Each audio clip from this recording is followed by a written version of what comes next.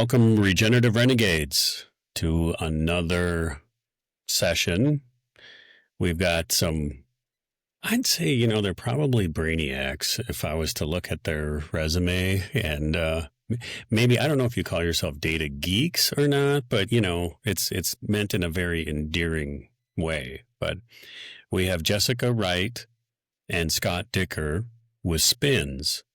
And for the audience, let me just explain a little bit about Spins, and they can correct me wherever I'm wrong. But Spins is an aggregator of data and from grocery stores, from retail outlets. So when you get your product scanned, that sale at that price is captured by Spins. And then they take all that data from, in our case, from grocery outlets on scanned product, and put it all together and see what insights they can gain from the data they're gathering. At least that's how I view them. We'll see how they view themselves. So it's a fascinating field.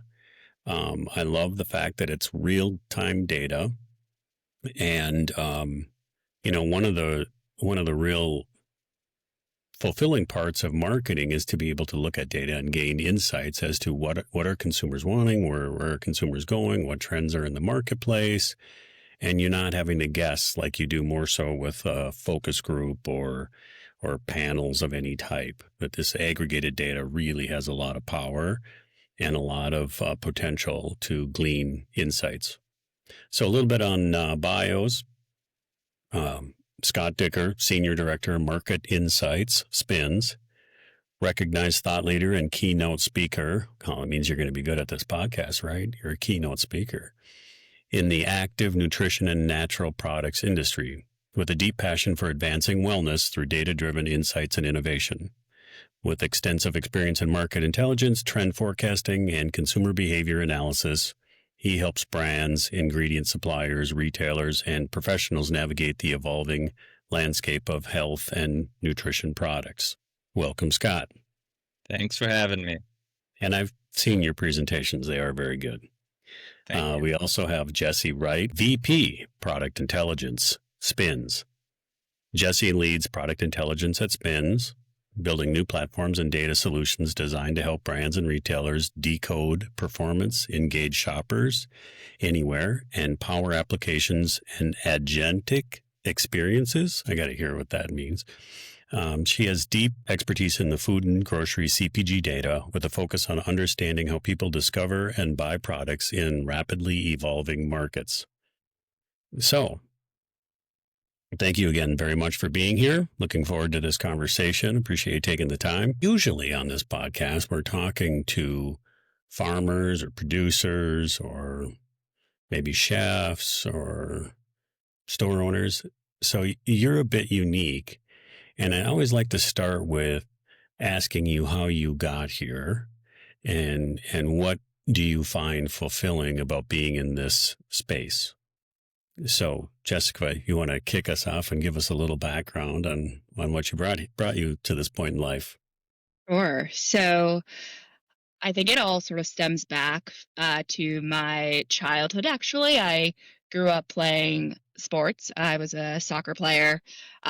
So I've always had sort of I've been kind of like hyper vigilant and detailed around what I put in my body. Have always been curious about innovation in the food space. But after I graduated from college, I went to NYU, where I learned a little bit more about food systems and access to healthier food products, and like how do we make that a reality? And so I actually my first job out of college was working at a startup where we were supporting a couple of organizations to help consumers make informed decisions about their purchases in store. And I found this it resonated with me quite a bit, because I've been always someone who reads every single label, and so that startup actually grew into a company that was attributing every single product that scans across the grocery store and tags those products with various consumer preferences, nutrition data, ingredient information, but also, which diets a product fit with. And we ended up licensing that data to brands, retailers to help bring this type of information to consumers so that they can make informed decisions. And so that startup was called Pinto. We were acquired by Spins. And so now I'm at Spins, continuing sort of this journey and passion about how do we understand our food system, how do we bring information and insights to both the producers of food as well as the consumers. So Wow. yeah, kind of all started just from me being interested in nutrition as a soccer player. And I bet you're competitive. Yeah. All right. So it's a health and wellness track based on your own experience in athletics. Got interested in that first endeavor into learning about what turns people on, putting food in their body, and concerned about that. And now, how long have you been a part of Spins? It's my third year, I believe. Oh. Yes. So you're a youngster. Well, wait, before I start to ask you questions, let's get Scott introduced. Go ahead, Scott, on your path to getting to this point. So similar to Jesse, I got very interested in nutrition, playing sports growing up. So I was a wrestler. That was my main sport. And one of the things that, always is we had to perform at a high level. And at that days, we didn't eat that much because we had to make weight at some points. And so I was always very interested in nutrition for performance. And so that led me, I studied nutritional science and chemistry. That was my background. And then I worked as a sports nutritionist for a little bit. I even opened up a health cafe and nutrition store for a little while.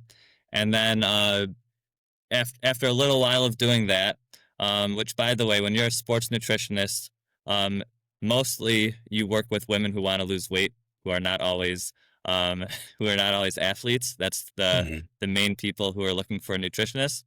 And so I didn't want to do that full time. And so then I joined Spins, and Jesse is a youngster at 3 years at Spins, although I thought it was a few more, Jesse, but just seems like it. And so I have been at Spins now for 9 years. I actually started over at the product intelligence team before Jesse's time, where I led our customer insights team there. And I was always very, very fascinated by, again, nutrition for health and performance, as well as the business side of nutrition, like why certain people were drawn to certain claims, why you could have one person who went on a vegan diet and the other person who went on a carnivore diet both tell you that they've never felt it healthier and just swear by it. And so I worked in that department for, I believe it was 4 years, and then I moved over to what was our marketing team, doing a lot of the data around our marketing efforts. And then that turned into, now I lead our market insights and thought leadership, where to sum it up as easily as possible, any report that you see that's public facing or conference presentation usually stems from me and my team. So that's pretty much anything that's not specifically made for a client are the type of reports that we do. And we touch on every category. I don't know what presentations you said you've seen, but they may have been category specific. But we touch on the entire store, like you mentioned. So sometimes we're doing snacks, sometimes we're doing sustainability, sometimes we're doing supplements. So it's really exciting to get a complete view, and you get to see that certain themes and trends happen across the entire store. So like when you're looking at salty snack trends, it seems odd that they might overlap with dairy trends, which might overlap with mood support supplement trends. But the consumer mindset is really what drives things. And I think we'll get into it a bit, but like when I look at what signals there are for overall trends, these are some of the overall signals that usually play out cross category. And of course, there's some like niche flavors or product formats that are category specific, but a lot of them fall under a few mega trend buckets. Well, you set us up to talk about trends, so let's go down that path. So, what went through my mind is the correlations between categories. And I find that fascinating. What may look like completely unrelated categories end up, from a consumer perspective, they may be related in their shopping habits anyway. So, maybe start us off with big picture overall trends, what you see happening that is kind of driving change in diets, or food categories, or wherever you want to go with that. Jesse, you want me to start? Yeah, you can start and then I'll pick up And from where jump you in go. and correct me. So really, we see this rise in what we call conscious consumption. So people are thinking about and more aware of what they're putting in their body. They're reading ingredient statements, nutrition facts panels, and we even found that, for example, in a recent report on Gen Z and millennials, that 90% of them are actively avoiding certain ingredients. Okay. Now that changes depending on category, but with this conscious consumption, there's four main pillars that we see. So the top one is health span. So people are thinking about all aspects of their health throughout the life cycle, not just like you think about one thing when you're young, like building muscle or something, and then you Mhm. think about gut health when you get like people are thinking about these all throughout the life cycle, and so it's kind of living better longer is the overall trend. The next one is global flavors. So we've seen a huge push for different global cuisines, both in sauces and seasonings, frozen meals, and also just different format flavor mixes throughout the store. And so when you think about this in a practical sense, what used to be like pigeonholed under a flag in the ethnic aisle is now dispersed across the store. So Mm. people are looking for all these different items throughout the store, giving them a lot of life beyond just kind of that core demographic from the different parts of the world. And the third one, which you guys are very familiar on, as well as Jesse just did a fantastic new report for us on sustainability, how this is something that's on top of people's mind, and it goes different ways. So there's both what's in a product and what's out of a product, both inside ingredients wise, outside packaging wise. This is something that historically has not been a top driver, but Yeah. rather a tiebreaker. Jesse, I'm sure, will speak a little later on how that's impacting sales now. And then the last one I always mention, because it's very important, is intentional indulgences. Otherwise, it makes it seem like everyone's just looking for healthy food all the time, which is not the case. People are still looking to indulge. It's just more intentional and less mindless eating. And so that could be in the form of, this like little treat culture. Like, it's like for my mental health, or like I'm choosing to indulge. There's some new nostalgic flavors, which are big right now.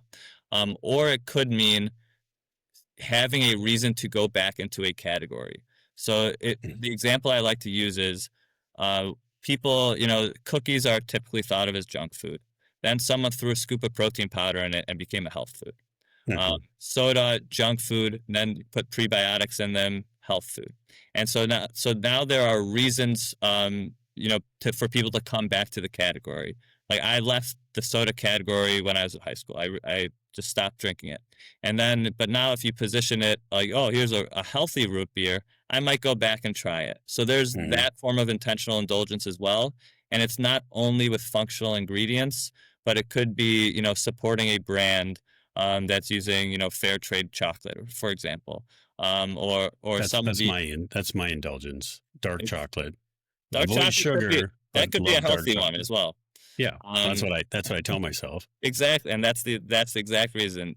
And a lot of times we just need that little reason to convince ourselves to make that indulgence. So Mhm. those are the four mega trends under kind of this big umbrella of conscious consumption that are driving the whole industry forward. Oh, I have one just quick question before I flip to Jessica. Was there, you said consumers are reading labels, watching ingredients, reading what's on the package, doing their research, right? was there an inflection point that you saw in time? And I guess what I'm getting at, did the pandemic affect that or not? Because we kind of saw that. Definitely Yeah. saw that in our business, that people seemed more intentional and more focused on nutrition. But I'd really like to hear what you saw, and if there was a change in the trajectory of that type of consumer awareness.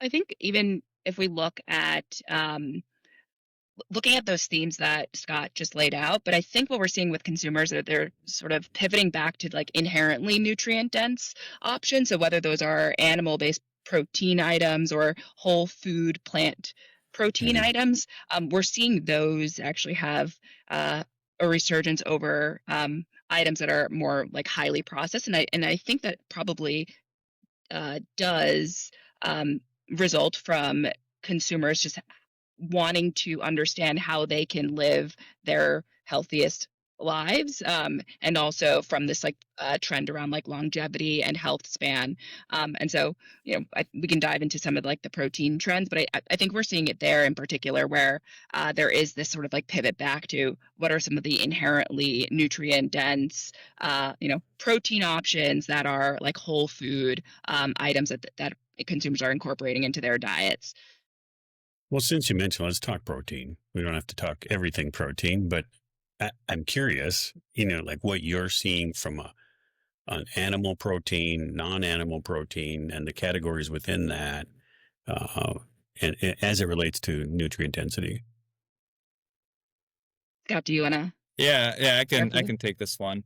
So it's funny you ask, and also not funny because that's one of the questions I get asked the most is, have we hit peak protein? Because you cannot walk through any aisle of the store without seeing products that are added with added protein. So you could have your protein pasta with your protein pasta sauce, your protein oatmeal, your protein pancake mix, your yogurt with added protein, and Mhm. so that's always the question: have we hit peak protein?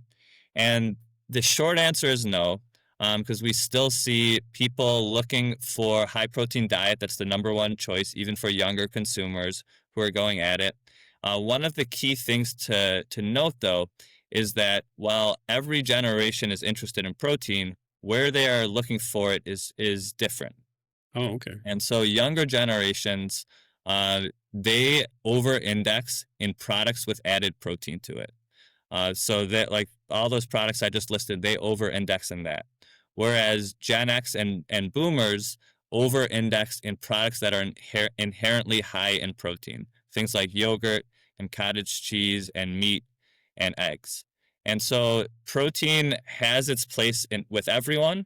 I recently looked at the top 10 categories for absolute dollar growth year to date right now, and I believe 5 or 6 of them were protein based. And Oh, this is something that continues to boom. And then I always like to caveat it with adding protein to whatever product you have is not a magic pill for success. There is a very large graveyard of brands who added protein to products and are no longer in the market today. So while it is the nutrient with the health halo, like, carbs are sometimes good, sometimes bad for you. Fat, sometimes good, sometimes bad. But protein seems to have this big health halo around it. And there is a popularity of them throughout the store. And then I'll just give you one more example before I turn it over to Jesse, is one of the bellwethers I look at is protein powders, because all these other categories, I can make an argument that they're consuming them for different reasons. mhm. Whatever the reason is. But if you're buying a protein powder, you're probably looking for some protein. And Yep. protein powder has been growing, in the upper single digits, and it's actually past 10% year over year for the past couple of years. And so this tells me that people are still actively seeking out more protein, which means that in the near term, at least, this trend around high protein diets will continue to grow. Um, and, and then the last thing, sorry, I know I said the other thing was the last thing, but not there's not going to be a time where you put in everything in your cart is protein. So like I just want brands to understand this, that it has to fit your brand ethos, to be a functional brand, and to know what your brand is really your secret sauce. Should tell you if adding any functional ingredient, for example, is a good idea. Yeah. So in that protein, whey protein still the number one, or is it what's happening within the protein powders? I'm just curious. Is it Yeah. taking different shapes? So let's step back 5 years. When Yep. do you remember all those plant-based alternative, the burgers, the Somehow I do plant-based remember that. Yeah. deli meats, all that stuff was really popular. We also saw plant-based protein powders surging there. Yeah. When those things have come back down to more, let's say, leveled off, we've also seen a leveling off for plant-based protein powder. So they're not like having a major decline, but they're pretty flat when you look in store and online. Whey protein was always the largest market share, and it is also the top growth It is. driver. Okay. Still number two is actually collagen powder, and then number three is a plant-based protein blend, which is flat as I mentioned. I don't have all the numbers memorized, but I believe pea protein and soy protein powders on their own are growing, but they're at a much smaller base.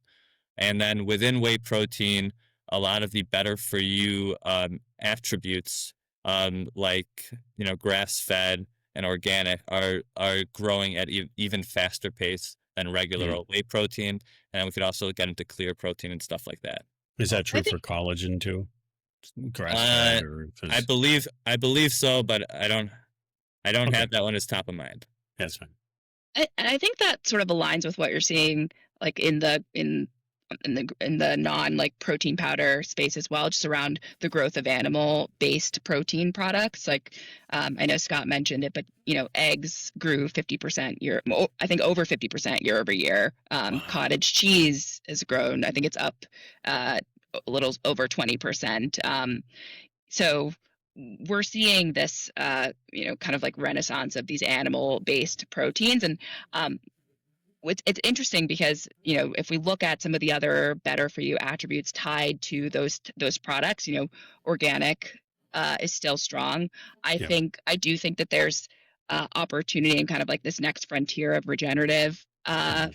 products also having I think there's a ton of opportunity for growth there, especially in like dairy and meat, and that continuing to gain traction and sort of moving away from being this like niche subset of the grocery store to being a more premium to conventional item ultimately. And I think brands who want to enter that space, if they're able to scale and also able to communicate the value of a regenerative organic product or an organic product, I think there's it's going to be favorable to shoppers who are seeking like transparency and looking for more sustainable options.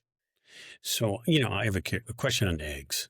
Did you see anything showing you that some of that was kind of the scarcity, pent up demand, kind of boomeranging the other way when or when supply became available?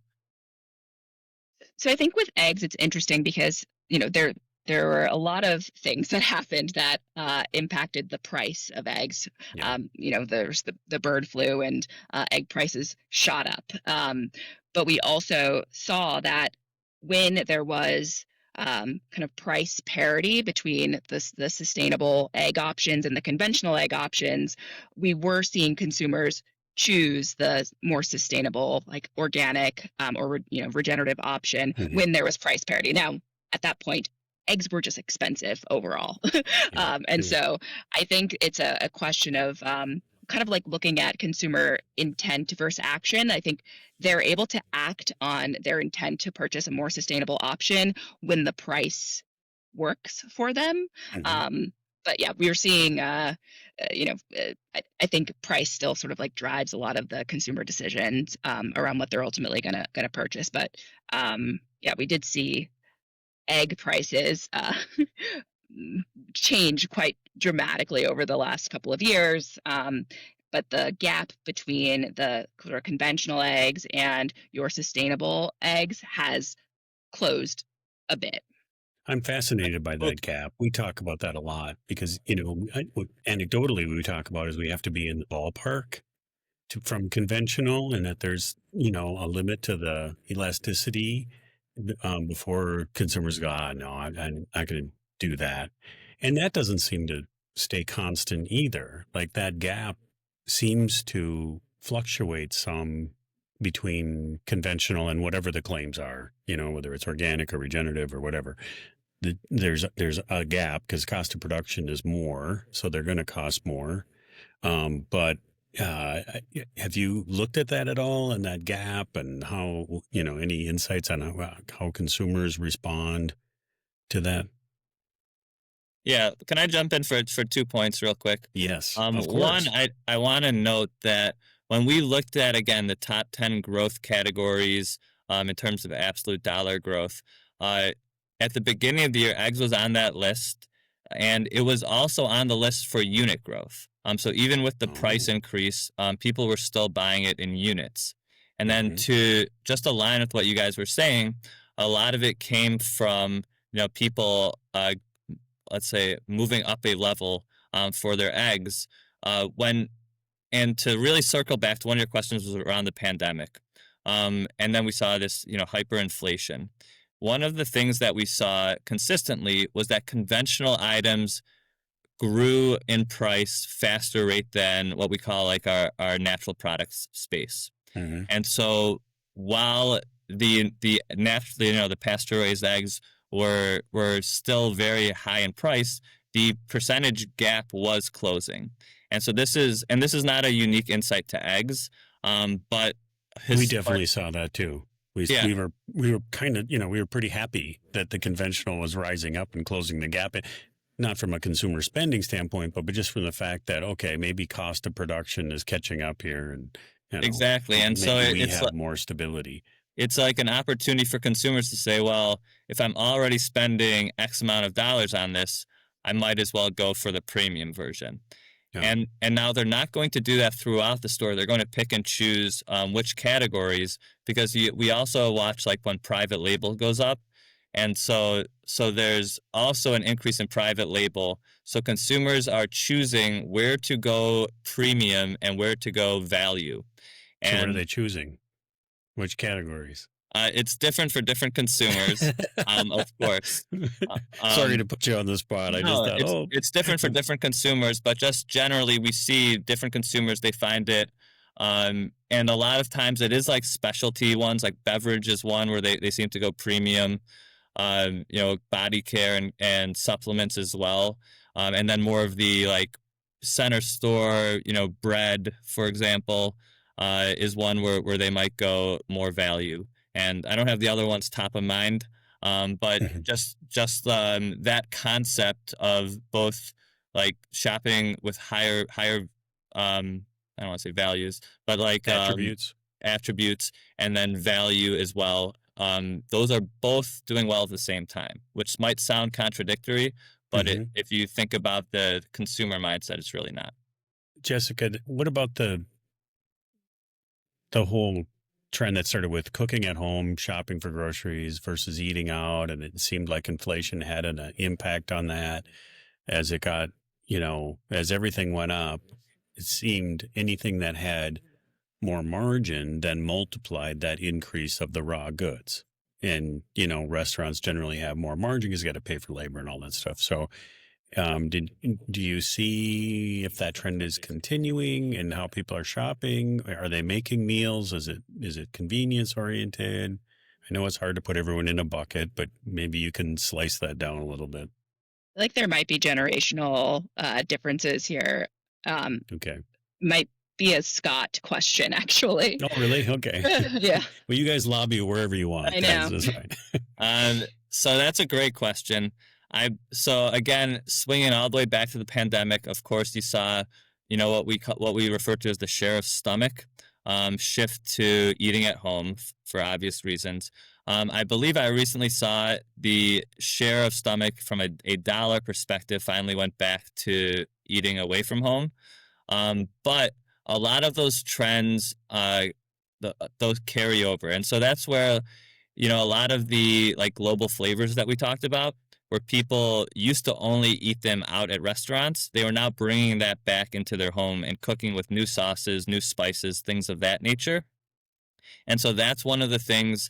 Again, we actually looked at this in one of our recent reports. Which types of cuisines do people still mostly only eat out?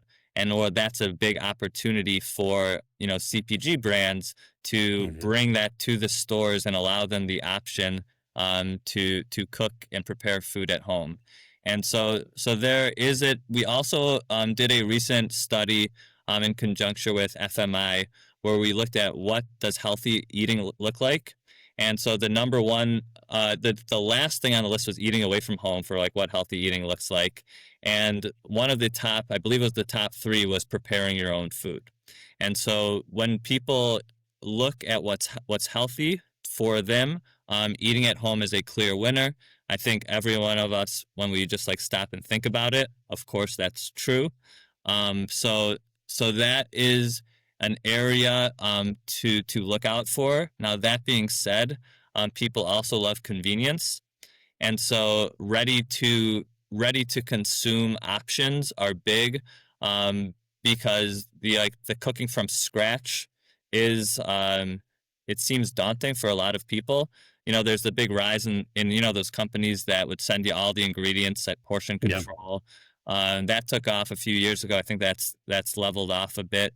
But like people are very interested in eating healthy. Now, we also, in that study, looked at what they said in the survey versus what's happening in store, and it wasn't always matching up. And so in that sense, I always like to remind people, especially brands who are looking at this, surveys are great for what consumers want to do, but you need to pair it with the data, the sales data, to understand what they're actually doing and in order to kind of meet them where they are. When you were speaking, my anecdotal example supporting what you're talking about on both flavors and cooking at home and just taking ingredients, I think it requires a certain confidence to do that at home. Yeah. And a certain willingness to try that my generation really didn't have. It was all much more about convenience. But last night, my son Max, who's our producer here, invited me over to his house. All of my kids were having soup night, and I was really impressed with what did we have there, Max? Would we have 5 soups? And my 23-year-old made a spicy chicken something, or what was that? Spicy chicken gnocchi. And well, there was 5 different types. And it was in the middle of the week. I said, what'd you do? Like, you went to work and then I'm over after work and you have all these soups. And I just found out about this yesterday. And they're like, well, I don't know. We did a little bit last night. We got up early, threw some things in a crock pot, and there it all is. And I'm like, wow, this is really, I can tell you in my 20s, I never went to someone's house and had 5 different kinds of soup with my friends or siblings. And there it was. And I think there's that kind of, and Max was telling me the night before, what did you make? A strip steak with chimichurri, and what else was on it? Caramelized onions, and, like this is fairly complicated dinner that, I'm like, oh, wow, there's like this acceptance of like, I'm going to experiment with food. And do you guys see that? Or is that just my one anecdotal example of these food kids? I probably think that it's both the influence of like social media, because I think that's where you can start to see there are a ton of people cooking with a ton of ideas. Also, the desire to like bring sort of restaurant grade experiences into your home. But this was that. Yeah. This was as good as any soups I have in restaurants. Yeah. So I'm sorry to interrupt, but that's exactly what it was. And now you're bringing it back. It's like, yeah, well, yeah, I looked it up on YouTube or I saw it on Instagram or whatever it was. Yeah. The main point, I think we see a lot of trends kind of stem from these like cultural signals from like influencer, social media content and things like that, and that translating into consumer just general behaviors, whether that's influencing what we're seeing perform well in store, or even just how people, operate in their day-to-day lives. So it makes sense. And there's also no more sticker shock. So like there, you said like when you were in your 20s, you weren't doing this or preparing at home. There probably also wasn't all these options available in the store, or as Jesse pointed out, like videos of how to do all these things being thrown at you. And so Definitely not. the same way, Crack out an old cookbook that your yeah, mom gave you. exactly. Try And to those were find the the recipes. ingredients in the Yeah. store. And that could be a little bit more daunting versus let It me is just for watch me. someone do it and see Yeah. how easy it is, and then seems less intimidating. But we do Yeah, see when you definitely see the more 14 experimental. step list, you're like, oh my gosh, I'm going to be here for 3 days. Yeah. Sorry, Scott. No, that was pretty much it. And I mean, it's the same way, like, uh, 10 years ago, there's probably, it seemed odd if you walked by the drink cooler and you saw all these functional beverages that had mushrooms and ashwagandha in it.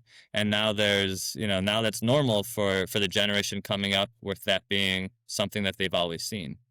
Yeah, that's true. It's amazing. I think it's so positive because of the fact that there are so many functional parts, whether it inherently is part of the product or it's added, compared to what the choices were at that age for me. It's amazing.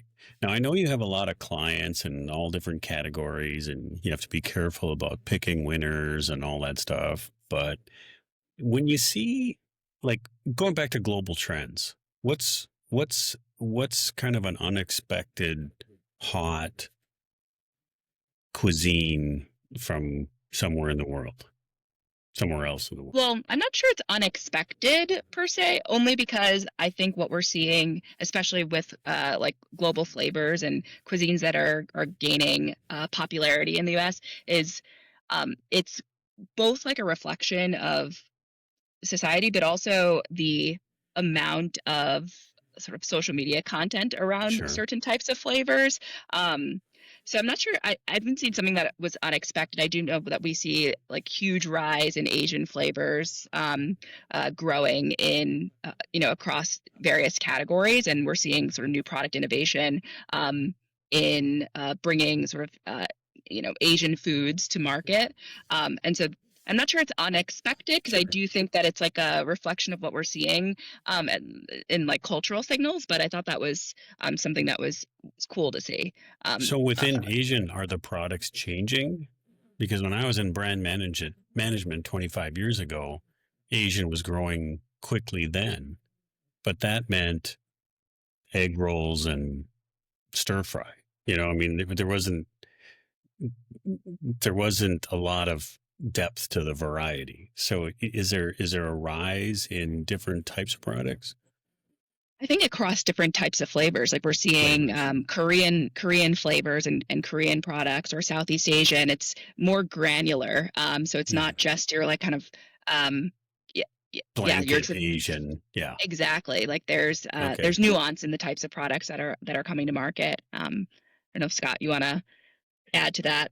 Yeah, it's an interesting question. There are a lot of different cuisines in different categories that seem to be rising.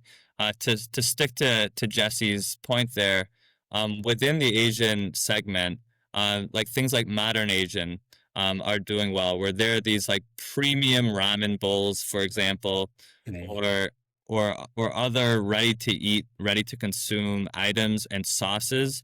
It was surprising to me, I'll say, the rise in these premium sauces, where people are spending, $7, $8, $9, $10 for a sauce, when the conventional versions for a couple bucks. And you're able to do that by positioning it as premium, authentic. Some of them are restaurant inspired or chef inspired as well. And so those are some of the things that came out. And it goes back to some of the things we're talking about, where people are looking for premium. I refer to this as like the modern kitchen, how it's changed, when you open up pantries, it used to be for a lot of these things, there was one, maybe two conventional brands that dominated Mhm. everyone's refrigerator or pantry. And that's not the case anymore. Like, who would have thought that like a $12 thing of tomato sauce would take off? And Right. so, but it has. And so Hmm. these ideas of, again, bringing restaurant quality products to your kitchen, and upgrading it to, again, a modern kitchen that has all these global premium products in it in select categories, again, to Hmm. reinforce that not everything is usually that, except for a very small segment of customers. That's been one of the bigger changes. And at first, it was a bit surprising. Like, man, who's gonna pay $9 for this sauce? But a lot of people do. But it's understanding, again, both the brand positioning as well as the channel, to really focus on, because a lot of times products are made for channels, and Hmm. it's not just a, throw it everywhere and it'll work the same. Well, and I think from a consumer perspective, when I think about the sauce example, it's like, well, I can justify that because I'm going to use that across 15 meals or 10 meals. And so my incremental cost per meal isn't that much, and I'll have it in the cupboard and I can reach for it whenever I want versus the entree that costs $10 more. That's going to be one time, Yep. and then you got that variety, like I was thinking hot sauces as you were saying that, and the proliferation that's happened when, well, there was basically one when I grew up, and that was it. And now, you can get into all those intricacies of what flavor or type or heat level or ethnic And what type of origin. origin exactly? Yeah, yeah, yeah, that's cool. Well, and isn't that a lot of the secret of restaurant is the sauce? You might have the same exact entree, fish, steak, poultry, whatever it is, but it's what did you do with it? How was it marinated? What sauce did you add? What garnishes do you have on it? How do you take that and make this wow experience at home? And I think that's kind of where it starts. And you see a lot of restaurants finding that new revenue stream of packaging up Yeah. their sauce, like, I mean, no pun, like, actually their sauce, and Hmm. selling it. Both conventional, like even Chick-fil-A, for example, as well as, more high-end restaurants are selling their sauce because, to your point, that's what people sometimes view as the differentiator. And so Hmm. this is a big concept for that modern kitchen, of how a lot of these trends move forward, and a lot of that stems from that overarching global flavors in that conscious consumption umbrella. Yeah, that's cool. Well, let's flip to sustainability a little bit and what you see happening there. And, that's a broad topic, within the food system, what's sustainable, what's regenerative, what what do you see consumers gravitating toward when you have that umbrella, and well, is to say one of the shockers more recently having Bill Gates come out and say, well, yeah, the climate thing might have been overdone a little bit and we might want to dial that back. And so it seems like every day now there's kind of some shifting thoughts coming forward that we had kind of mostly assumed were done and solidified and over when you get under that umbrella of sustainability. Yeah, so we recently put out a report a couple of months ago on sustainability and understanding consumers and how they think about sustainability. And um, what we saw was that it's actually a little complex, Hmm. because how consumers think about sustainability varies, and it's nuanced in that some people think about when they think about sustainability, they're thinking about sort of we sort of put this into like three buckets. Good for animals, so they're thinking free range or cage free, like those. That is a way for a shopper to purchase sustainability. Or some people are thinking about how their decisions impact the planet, or others are thinking about, well, how do my decisions and what I'm purchasing impact people? So we're thinking ethical practices, fair label. So it's or even like clean ingredients. And so what we found in our report is that, from like focusing on eco-friendly ingredients or responsible farming practices, certifications, like there are many ways that people are thinking about sustainability. And so what we try to do within our data set is really surface all of the attributes or like kind of signals around how people are thinking about sustainability to help our brands and retailers really decode like what is driving, how sustainability kind of influences shopper behaviors and like what is driving category performance. And so we dug into a couple of, these like signals. So there's, different label claims or certifications or ingredients that sort of fall under these buckets. And we're seeing, a ton of growth actually in and different certifications or label claims are kind of key growth drivers across different categories at a high level. Can you give us a couple that seem to be hotter than others? Yeah. So if we look at some of our like protein centric categories, so this is like jerkies and meat, poultry, seafood, and frozen and refrigerated, we're seeing, for jerkies, 141% growth if that jerky is also a free range, has labeled free range. Labeled free range is growing 41%. But, if we look at refrigerated meat, poultry, and seafood items that are labeled free range, they're actually growing faster, 51%. Or looking at upcycle certified as an example, we're seeing that was up like around 3%. But if we dig into given like a specific category, and we're looking at cookies, for example, well, that's actually up to the products that are upcycled certified are actually up 250%. Wow. And so when you overlay these categories with it. All right. So exactly. What's the definition of upcycled? So, this particular certification is the upcycled certified certification. And so Sure. what they're looking at is oftentimes in production, there's outstanding food waste. So let's think of if someone were making I'm gonna use like carrot juice.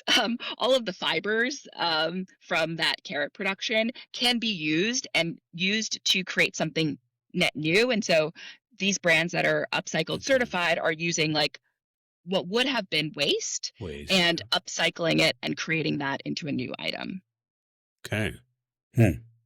Are you seeing anything around packaging and this topic? Yes, we are seeing across different categories items that are that have more sustainable packaging alternatives are actually growing at a faster rate. So if you look at the milk category, for example, we are seeing growth in glass milk that's sold in glass bottles, in soda and water, units of items that are sold in like cans. It's growing much faster than items that are, units sold of items that are in plastic bottles, for example, is actually declining. And then we're seeing some interesting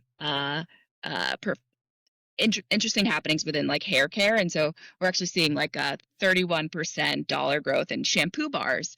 And so that is, why is typically that? Why shampoo bars? Because of the packaging? So they're typically, as touted as like a zero waste solution.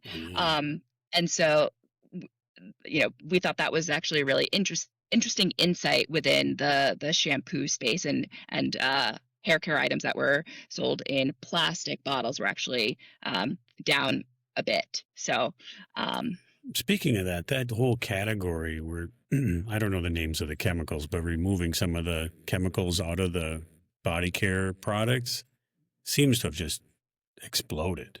Like clean beauty. Is that what it's called? Clean beauty. Yeah.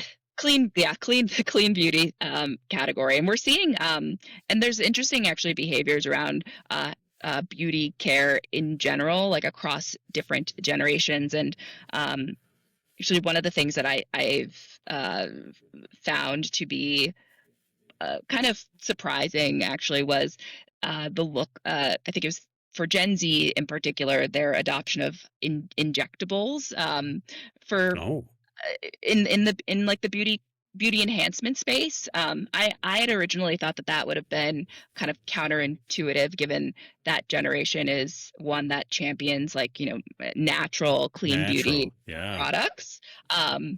And so that was just an interesting finding from our recent consumer report that we put out. Well, and anecdotally, you see it. And you're like, really? If you're so young, I know. you know, This is so but, interesting. but it's kind of approachable in a way, or accepted, or whatever. Like it's definitely that seems to be on trend. But that's cool. And the packaging and in health, health and beauty, however you would describe it, because that seems like it could be an obvious choice for bars or refillable or things like that, to eliminate packaging, especially plastic. Plastic bad, Yeah. right? Just say Yeah, I mean, plastic's I think bad. yeah, I mean, I think overall, yes, plastic packaging still dominates in the industry, but I think if we look sort of at very specific categories, there are different kind of sales indicators that are showing that consumers are opting for more better for the planet packaging options. But it's we have to you kind of have to dial into different categories to see that nuance. I have to ask you about tallow because of the interest we've seen explode in the last 18 months. Like it was always cool, it was always okay, and there was always a following, but somehow overnight it seemed like everybody was looking for tallow.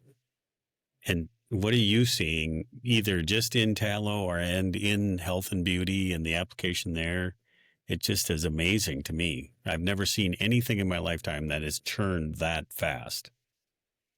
Well, I don't think it came absolutely out of nowhere. There's a strong following that was heavily promoting it, especially as an alternative to seed oils and cooking. Okay. And so we have seen a huge growth from it.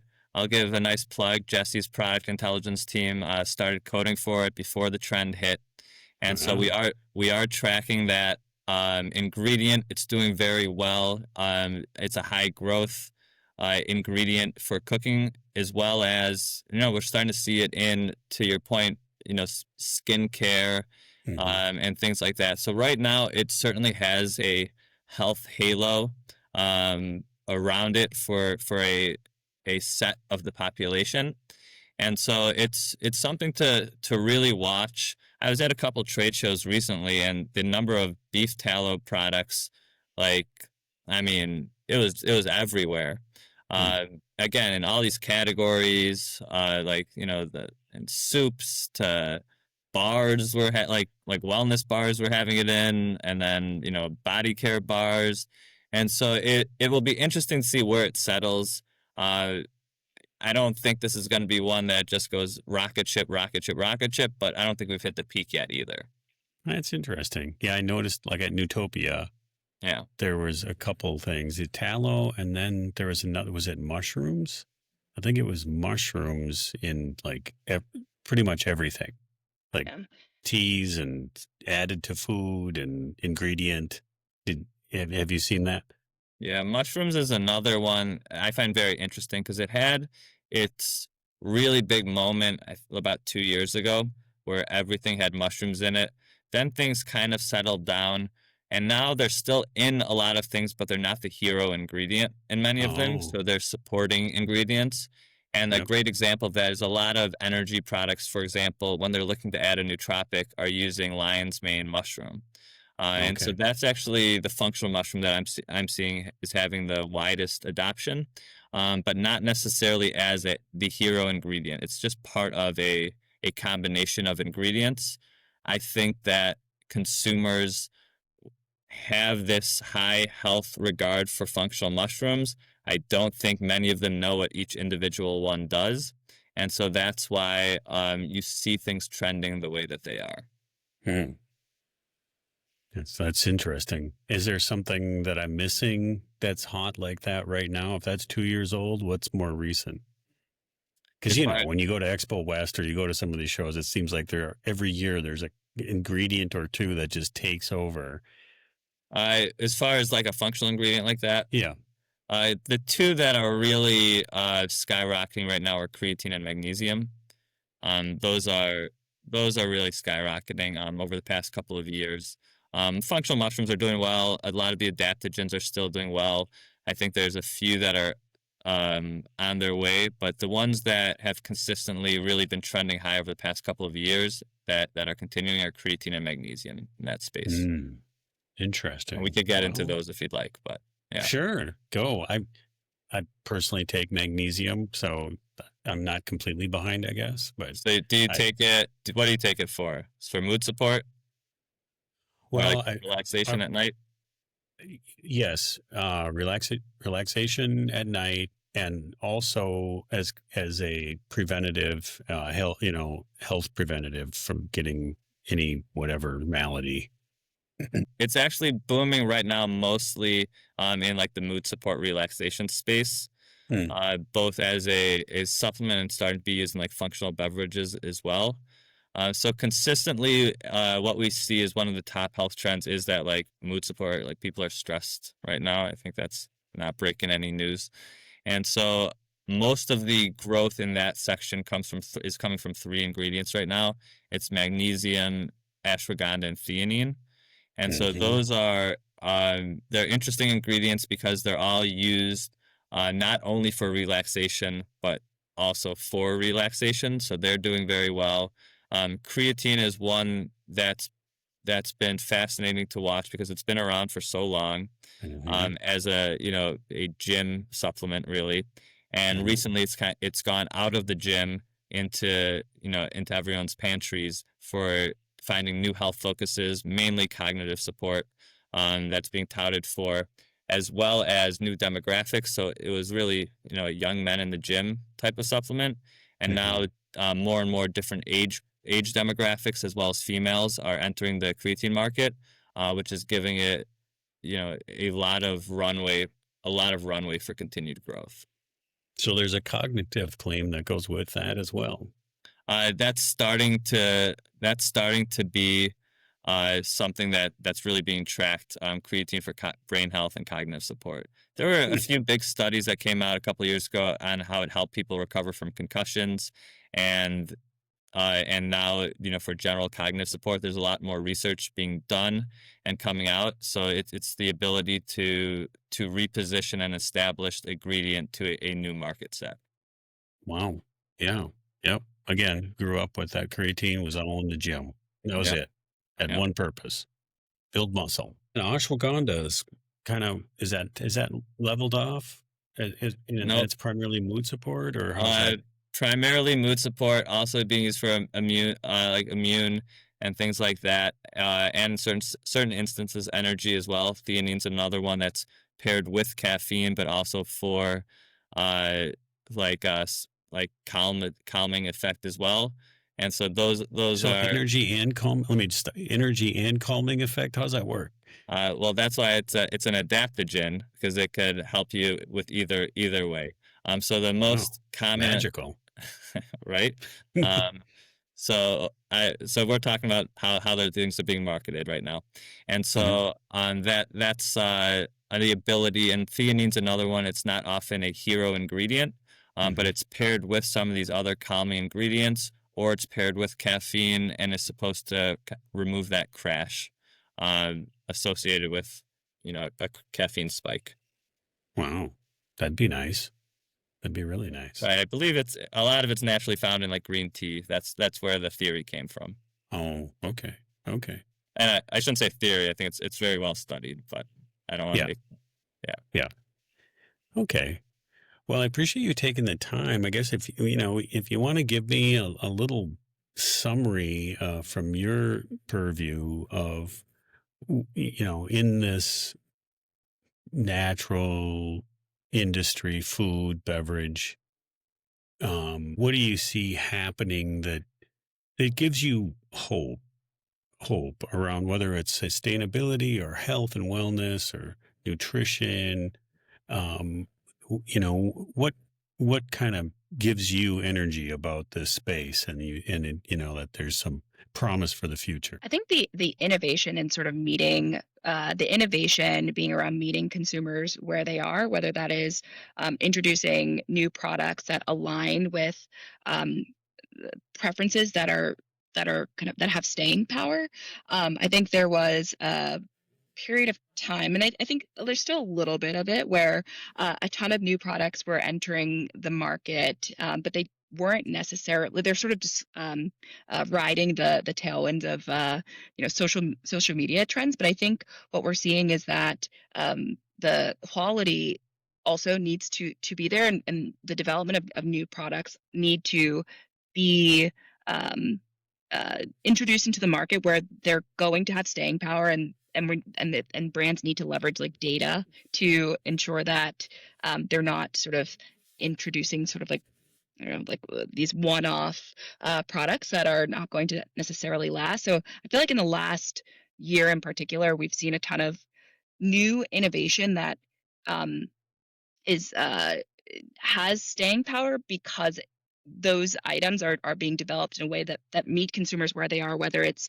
convenience or there's a specific like health focus. So that I find to be really exciting. So there's still new innovation, but it's innovation that is like deeply aligned with consumer preferences and values, which I find fun. And I think there's also just like a ton of opportunity in the regenerative ag space, and a lot more growth and introduction of products that are regenerative, which I find to be exciting.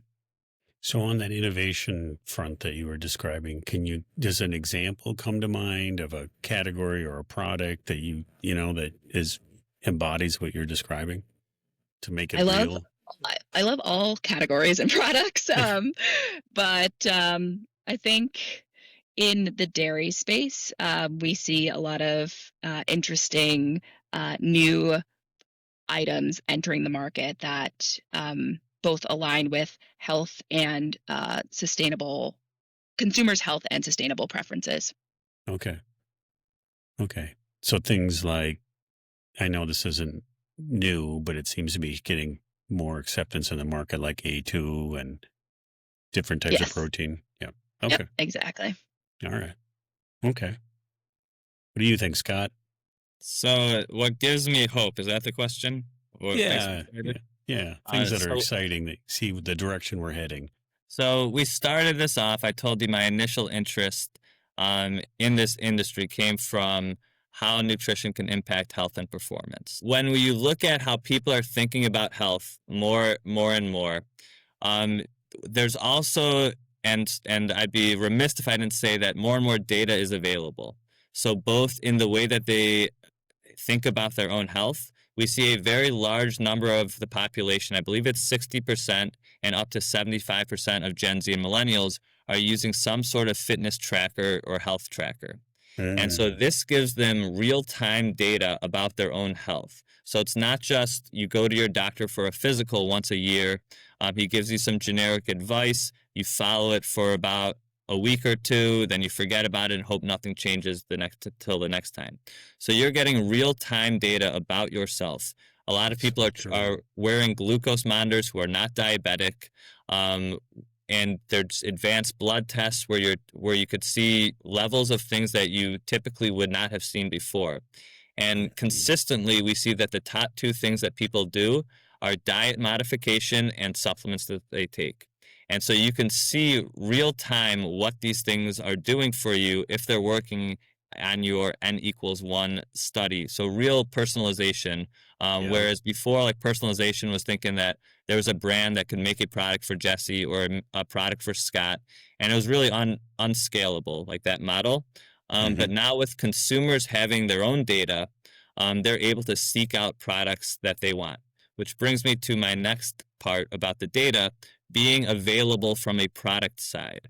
So one of the things that we help with a lot, which goes back to why Jesse and I like being at Spins, is we help uncover product attributes so that consumers can find the products that they're looking for. So whether that's helping light up attributes on a website, or more and more through agentic shopping, which we never got into. More and more Define that for me, please. It's like It's a new when word. you're shopping on ChatGPT or Gemini or some other AI interface. So more and more people, I can plug into different AI interfaces or agentic interfaces that I'm looking to be on a high protein diet, avoid artificial sweeteners, and be and have foods in every meal that are anti-inflammatory. And Yep. so now it can discover those, make a shopping list for me, and just purchase them. I might not even Wow. know what retailer they're coming from. And so this ability to have your own data and to have access to the products that fit your personalized health goals is something that's very exciting for all consumers looking to take control of their health, while, obviously the information that they get, it's not always recommended that they are the sole person making these decisions. But the ability to find these products is something that's very exciting. That is truly groundbreaking in nutrition.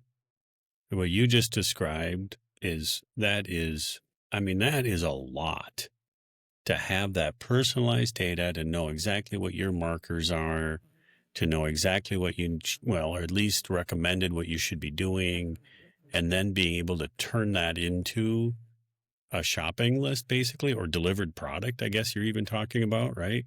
Product, Yeah. you just order and it shows up. I mean, that's huge. That is truly ground. That should really have a positive impact on our collective health. I, That I think I think it should. So that's what excites me most about the industry right now. Well, that's awesome. That's a great way to end. Appreciate the work you guys do. It's very apparent you are brainiacs. You're doing a great job. Keep going. We want to come back and learn more again sometime with you. But thank you very much for participating with Regenerative Renegades today. Thanks so much for having us. Thank This was you. fun.